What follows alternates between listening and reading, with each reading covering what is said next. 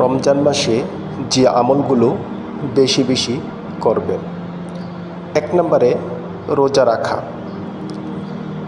আপনি মুসলমান হলে অবশ্যই আপনাকে রোজা রাখতে হবে, কেননা আল্লাহ তাআলা এই মাসে রোজা রাখাকে ফরজ করেছেন।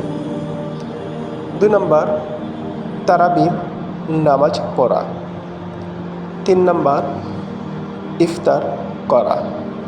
ইফতার করা অনেক সওয়াবের কাজ এবং পারলে অন্য কাউকে ইফতার করানো। 4 নম্বর সাহরি খাওয়া। সাহরি খাওয়া সুন্নত। নবী সাল্লাল্লাহু আলাইহি সাল্লাম সাহরি খেতেন এবং তিনি সাহাবীদেরকে সাহরি খাওয়ার জন্য উৎসাহ করেছেন। 5 নম্বর কোরআন তেলাওয়াত করা। এই রমজান মাস হলো কোরআন নাজিলের মাস, তাই চেষ্টা করুন এই মাসে বেশি বেশি কোরআন তেলাওয়াত করার জন্য। 6 নম্বর অন্যকে ইফতার করানো। 7 নম্বর সকল ধরনের গুনাহ থেকে বেঁচে থাকার চেষ্টা করা।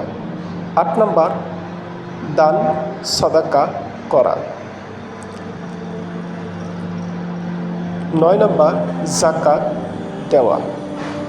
যদি আপনার উপর যাকাত ফরজ হয়ে থাকে তাহলে এই মাসে আপনি যাকাত আদায় করতে পারেন, কারণ এ মাসে যে ব্যক্তি দান সদকা করবে সে বেশি সওয়াবের অধিকারী হবে।